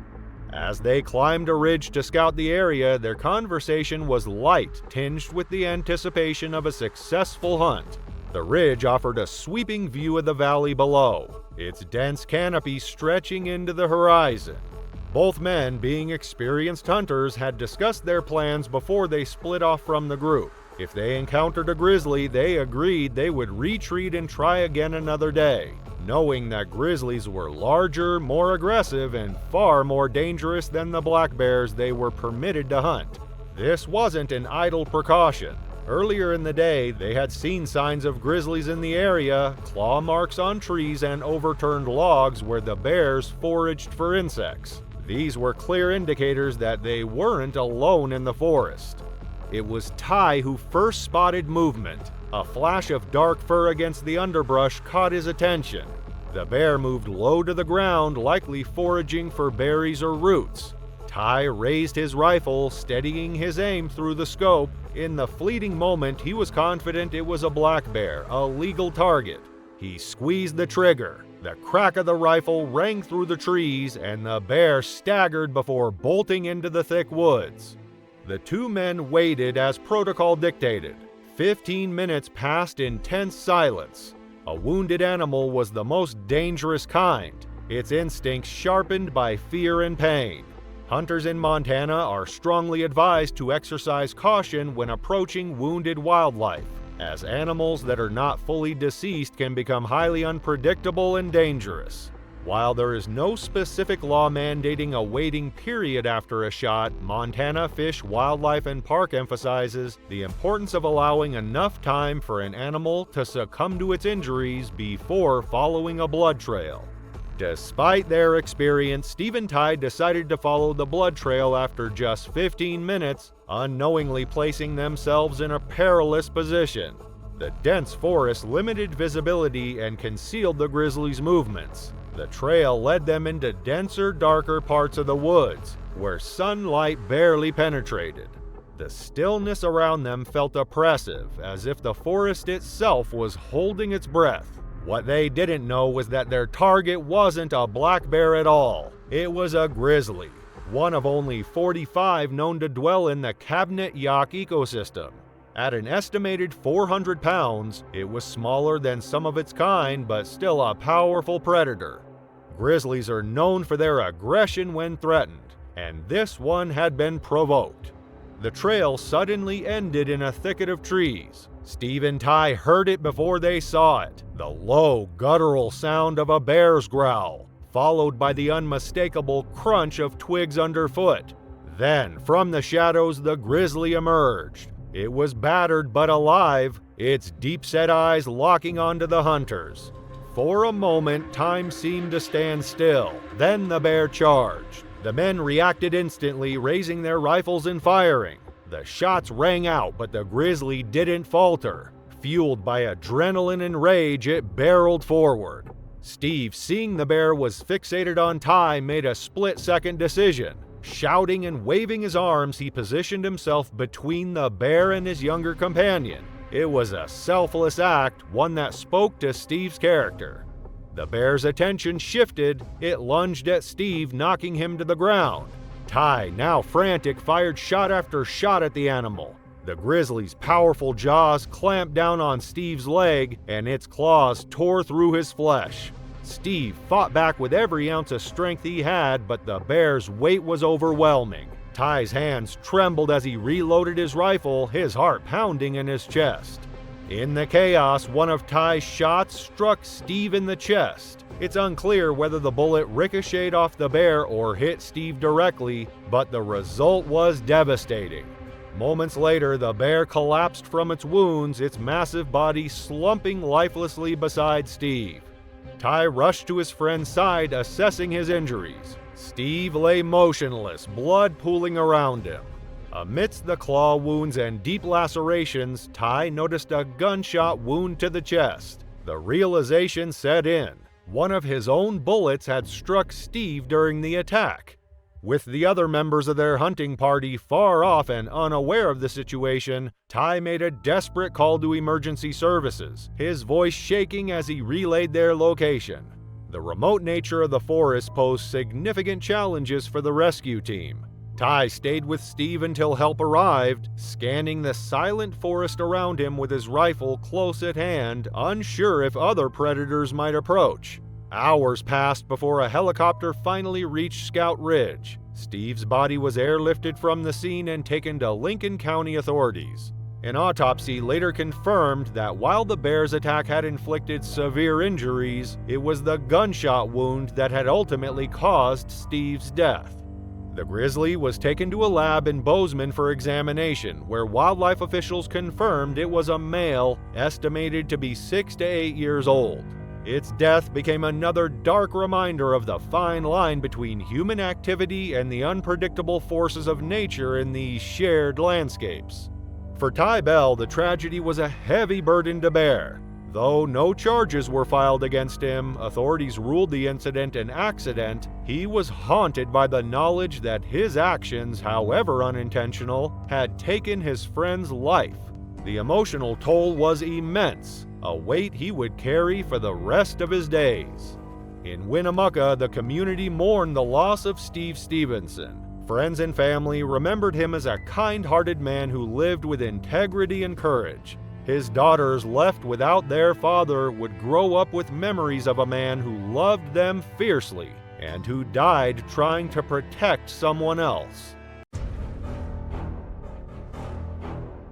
The Amazon rainforest holds secrets that have remained undisturbed for millennia.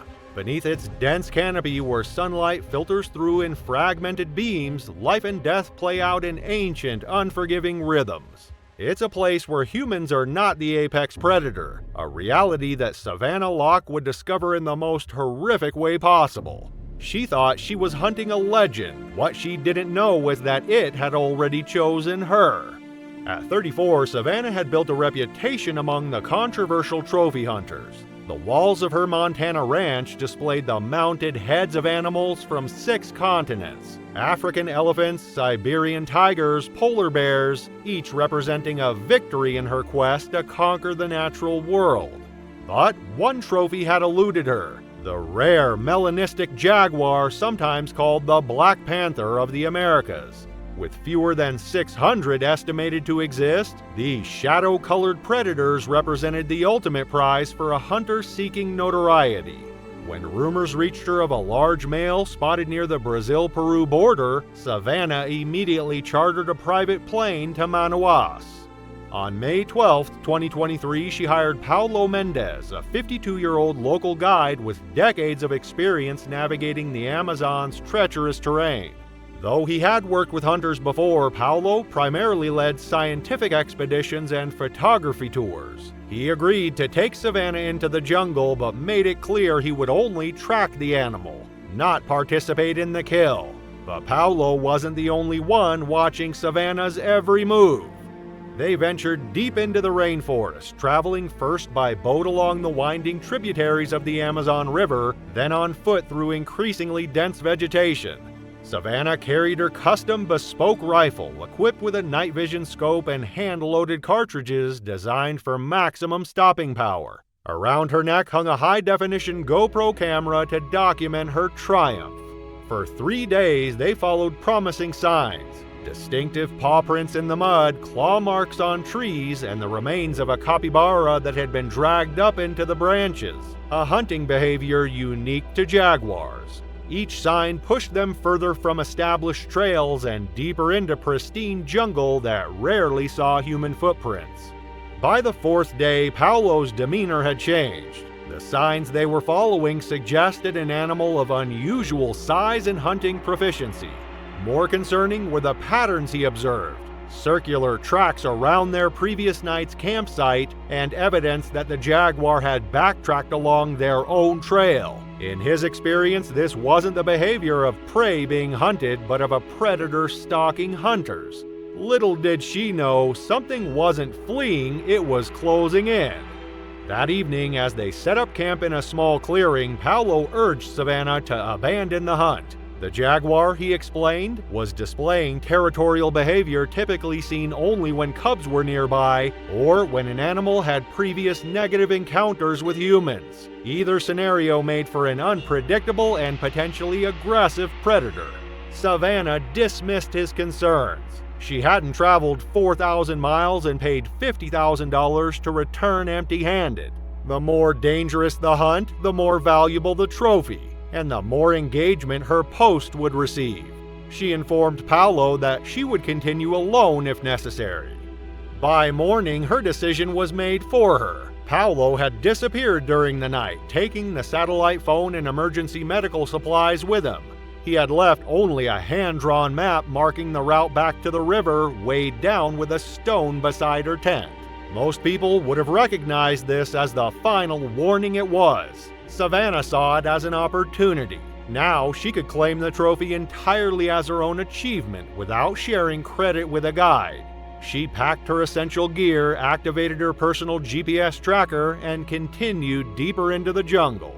What Savannah failed to realize was that she had crossed a threshold. In this primal environment, her high-tech weapons and hunting experience meant little against an animal perfectly evolved for this ecosystem over millions of years.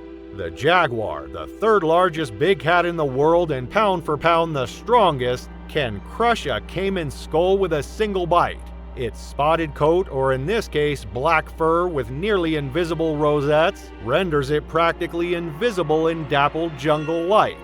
As Savannah pushed forward, the forest grew denser and darker. The cacophony of birds and monkeys that had accompanied their journey gradually diminished until an unnatural silence enveloped her. Experienced jungle travelers recognize this silence as a warning. The smaller creatures go quiet when a predator is near. She should have turned back then, but silence is only merciful to those who listen. By midday, the humidity had reached oppressive levels. Sweat soaked through Savannah's moisture-wicking shirt as she macheted through the undergrowth. She paused to check her GPS and take a drink from her water bottle. That's when she noticed it, a strange pattern in the foliage about 50 yards ahead. Something dark and sleek moved behind a curtain of leaves, visible for just a fraction of a second before disappearing. Savannah raised her rifle, peering through the scope at the spot where she'd seen movement. Nothing. She lowered the weapon and continued forward, her senses heightened, adrenaline sharpening her focus. She was getting close. She could feel it. What she didn't realize was that she had been close for hours, not to her quarry, but to her executioner. The jaguar had been shadowing her movements since dawn, sometimes from the ground, sometimes from the branches above. Unlike other big cats that chase down prey, jaguars are ambush predators of extraordinary patience.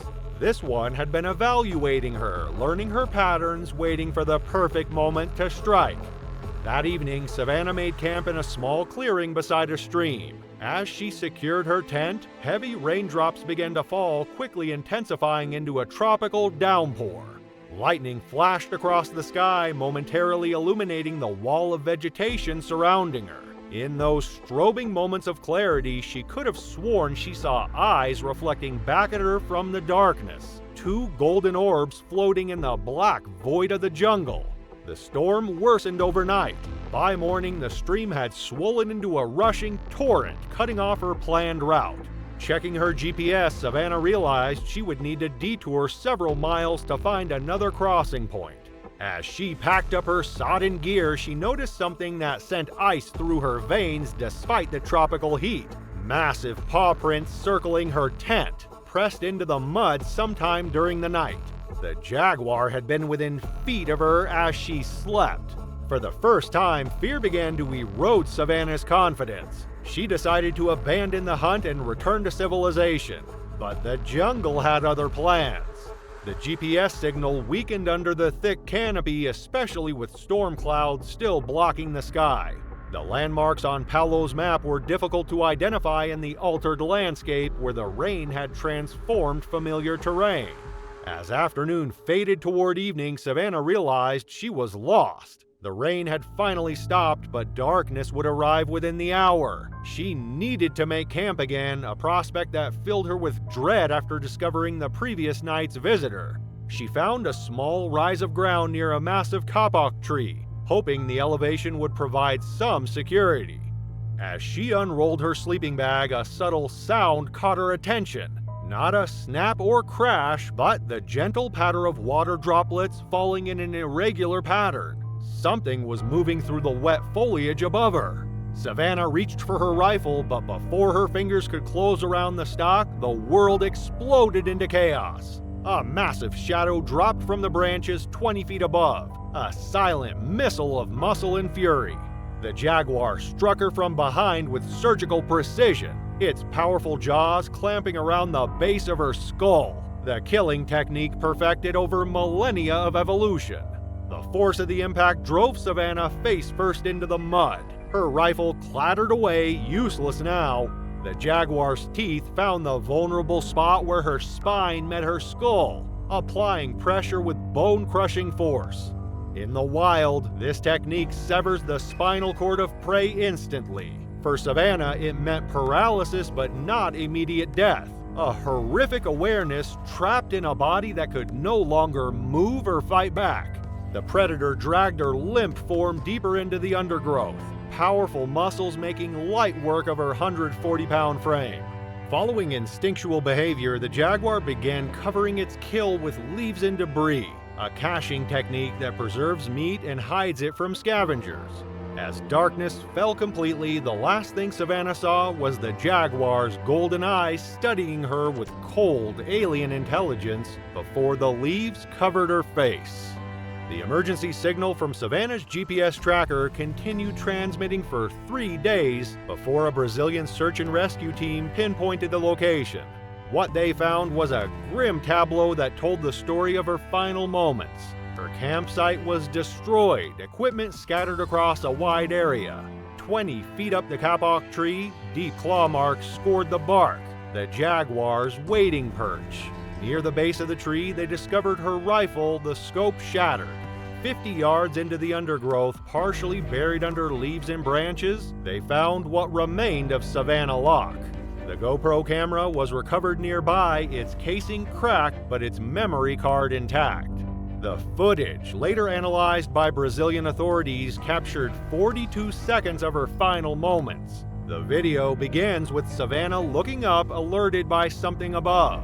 The camera shakes violently as the impact occurs, and for a brief moment the lens captures a glimpse of midnight black fur and a golden eye before the screen goes dark. The Brazilian Environmental Protection Agency closed the area to all hunting expeditions following the incident.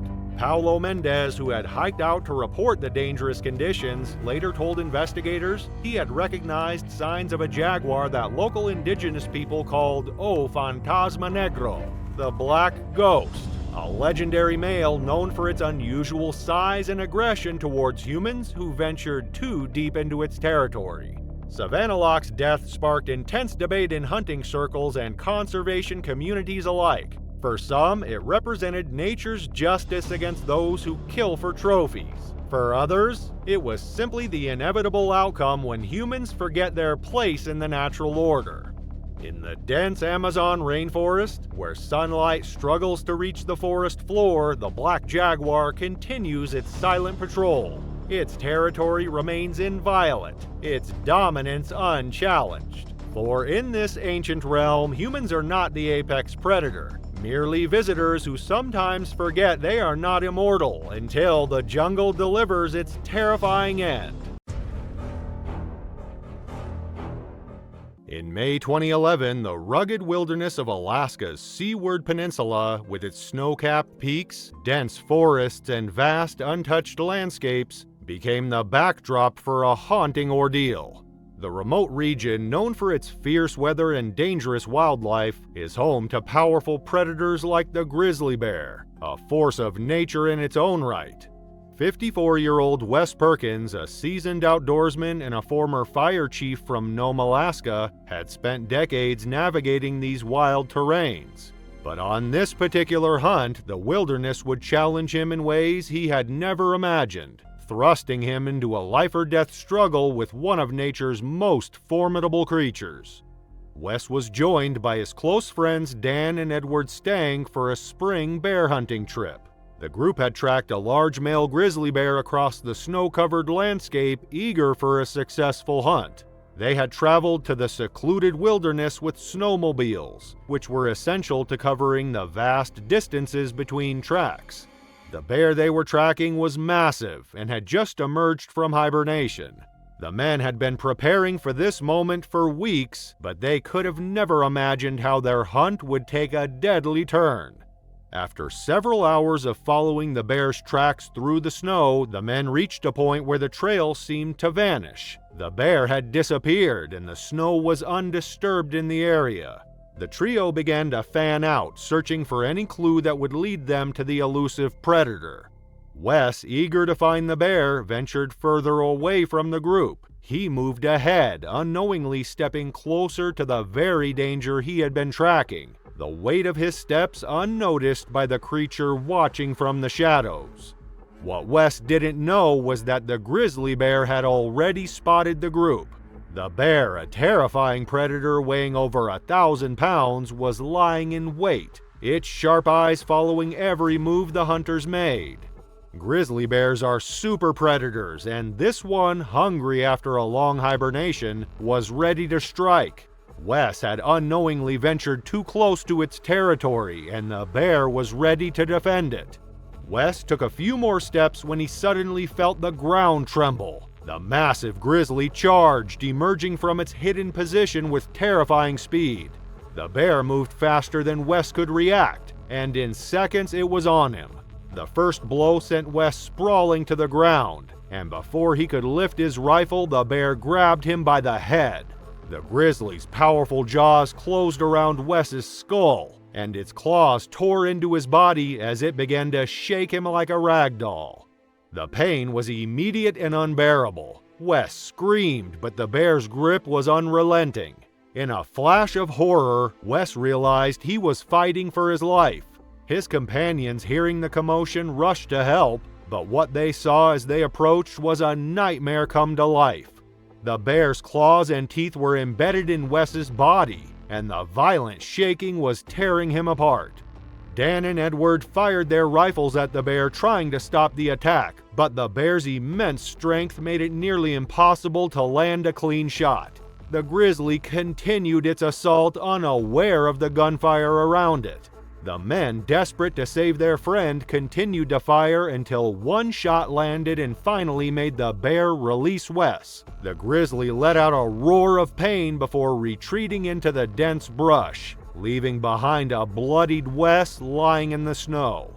The scene was chaos. Wes's face was unrecognizable, his skull shattered, his jaw broken, and blood pouring from his wounds. His eyes were swollen shut and his breath came in shallow, labored gasps. Dan and Edward, stunned and terrified, rushed to his side with no idea whether he was alive or dead. They knew they had to act quickly, but they were paralyzed by the horror of the situation. Wes, barely conscious, used all of his strength to survive. The pain was immense, but his survival instincts kicked in. He struggled to breathe, each gasp more difficult than the last. His jaw had been torn from his face, his nose was gone, and his skull had been cracked under the force of the bear's attack. But despite everything, Wes fought to stay conscious. Wes struggled to breathe, his body unable to move properly. Blood poured from his wounds and his face was unrecognizable. But he fought to stay conscious, knowing his survival depended on it. Dan and Edward worked to stabilize him as best they could, applying pressure to his wounds and trying to keep him awake. They knew they needed to get help, but they were in the middle of the Alaskan wilderness, miles away from civilization. They radioed for assistance, but the closest rescue teams were hours away. Time was running out for Wes. After what seemed like an eternity, the helicopter arrived to airlift Wes to safety. His friends helped him into the aircraft, and Wes was flown to the nearest hospital, where he was immediately placed into a medically induced coma. He underwent 26 life-saving surgeries over the next several months, the first of which was to reconstruct his shattered face. The doctors used titanium plates to rebuild his jaw, and Wes spent months recovering in the hospital, unable to speak or even eat solid food. The recovery was grueling. Wes's injuries were so severe that he had to relearn many basic functions, including how to speak, eat, and even breathe properly. The damage to his face was permanent, but he fought through the pain, determined to recover. After months of rehabilitation, Wes was finally able to leave the hospital, but his life would never be the same. Wes's survival story is nothing short of miraculous. Despite the horrific injuries he sustained, he continues to live an active life. He has shared his experience with others, warning of the unpredictable dangers that lurk in the wild. Wes's story is a witness of human resilience, showing that even in the face of unimaginable pain, the will to survive can overcome the odds. Though he can no longer hunt as he once did, Wes is not bitter. He holds no ill will toward the bear that nearly took his life. Instead, he speaks with quiet wisdom about the need for respect when interacting with wildlife. The bear did what it had to do to survive, just as Wes did. The Namibian savanna in August is a study in harsh contrasts. Scorching days give way to frigid nights. Lush oases punctuate vast stretches of arid wasteland. Life and death play out in brutal, unforgiving terms beneath an indifferent sky. For the animals that call this unforgiving landscape home, survival means adapting to these extremes. For humans who venture here seeking trophies, it means respecting them. But some hunters don't learn that lesson until it's far too late. Victor Reinhardt had never been one for respect. At 52, the German-born real estate magnate had built a reputation in big game hunting circles as a man who pushed boundaries. His sprawling estate in Bavaria featured a trophy room with over 70 mounted heads, including all of Africa's Big Five. His social media accounts boasted hundreds of thousands of followers who devoured his graphic hunting photos and boastful captions. What his online admirers didn't see were the corners cut, the rules bent, the ethics compromised in pursuit of his trophies. And in Namibia, those compromises would come back for him with claws and teeth. On August 17, 2022, Reinhardt arrived at a private hunting concession in Namibia's remote Kunini region. He had paid $85,000 for the opportunity to hunt a male lion, a guaranteed kill, as the less reputable outfitters sometimes quietly promised their wealthy clients. His guide, Tobias Nkosi, was a 38-year-old veteran tracker with 20 years of experience leading hunts across southern Africa. Nkosi had reservations about Reinhardt from the moment they met. The German's custom rifle, a .375 H&H Magnum with gold inlays and ivory grip, was immaculate. But his eyes held something Nkosi had seen before in certain clients. Not the respectful caution of a hunter, but the gleeful anticipation of a killer. For 3 days, they tracked a magnificent black-maned lion across the savannah. The animal was estimated to be around 9 years old, past his breeding prime, and therefore approved for hunting under Namibian conservation laws. On the morning of the 4th day, they spotted him resting beneath an acacia tree approximately 200 yards away. What happened next would later be pieced together from Nkosi's testimony, Reinhardt's recovered equipment, and forensic evidence. The German insisted on taking the shot despite the lion's position, partially obscured by brush and at a problematic angle.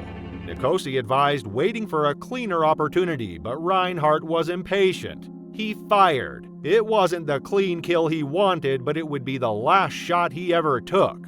The shot struck the lion but missed vital organs. The wounded animal roared and bolted into the brush, leaving a blood trail across the savannah. Proper protocol dictated waiting at least an hour before tracking a wounded lion, allowing time for the animal to weaken or die rather than following it while it's still strong enough to attack. Reinhardt insisted they pursue immediately. He wanted footage of the dying lion for his social media channels. The blood trail led them 5 miles across increasingly rocky terrain away from the open savannah and into a labyrinth of stone outcroppings and narrow ravines.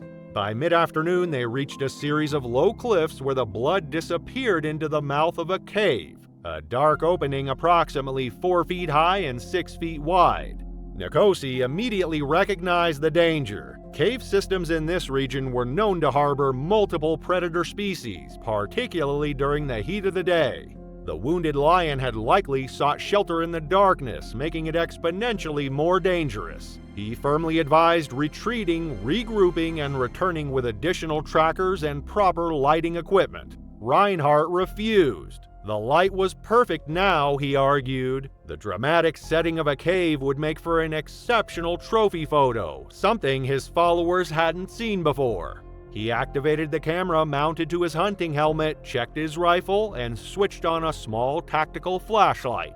Despite Nkosi's increasingly urgent warnings, Reinhardt ducked into the cave entrance alone.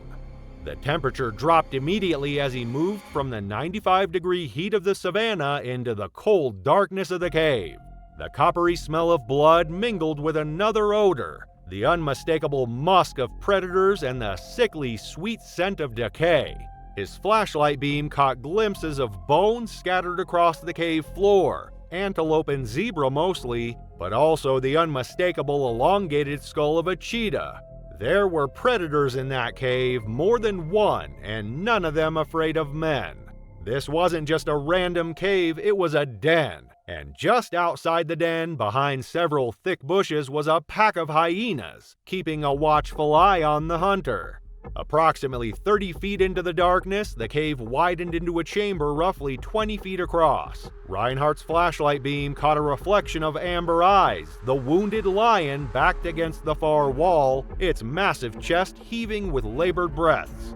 Blood matted its magnificent black mane. The beast's lips pulled back in a silent snarl, muscles tensed for a final stand. Reinhardt raised his rifle, centering the scope on the lion's chest. His fingers tightened on the trigger. In his excitement, in his focus on the wounded lion, he failed to sweep his light across the rest of the chamber. He failed to notice the low hyena growls emanating from the shadows to his left. He failed to see the other pairs of eyes watching him from recessed areas of the cave. The first hyena struck from his blind spot, 80 pounds of muscle and bone slamming into his side, powerful jaws clamping around his forearm with bone-crushing force. The impact sent his rifle clattering across the stone floor. His scream echoed through the chamber as a second hyena lunged for his legs, teeth shredding through his canvas pants and into the flesh beneath. The commotion triggered the wounded lion's final surge of adrenaline. With a roar that seemed to shake the very walls of the cave, the massive cat launched itself across the chamber. Its enormous paws, each armed with claws like curved daggers, struck Reinhardt's chest with such force that 3 ribs shattered on impact. The lion's jaws closed around the hunter's shoulder and neck, powerful enough to sever his spine with a single bite. Outside the cave, Nikosi heard the horrific sounds of the attack. The initial scream cut short, followed by snarls, growls, and the wet, tearing sounds of feeding predators. An experienced guide, he knew better than to enter the cave alone. He retreated to their vehicle and radioed for emergency assistance. By the time a response team arrived 3 hours later, the sounds from the cave had subsided. Using powerful spotlights and armed with rifles, they entered the chamber. What they found defied easy description. Reinhardt's remains were scattered across the cave floor, limbs separated from his torso, flesh stripped from bone, his expensive hunting gear torn to shreds. Of the lion, they found only blood smears and tufts of black mane. The hyenas too had retreated deeper into the cave system, likely through passages too narrow for humans to follow. But what they left behind was far more terrifying than what they took. The recovery team collected what remained of Reinhardt and his equipment. Among the recovered items was his helmet camera, its casing cracked but its memory card intact. Most of the footage was corrupted, but forensic technicians managed to recover the final frame, a still image captured at the moment before the attack. The image shows the wounded lion in the background, but dominating the foreground, previously hidden in Reinhardt's blind spot, are the reflections of multiple pairs of eyes. Some belonging to hyenas, others unidentifiable, all staring directly into the camera lens. The image now serves as a training tool for professional guides across Africa, a chilling reminder of what awaits those who enter predator territory without proper respect or caution.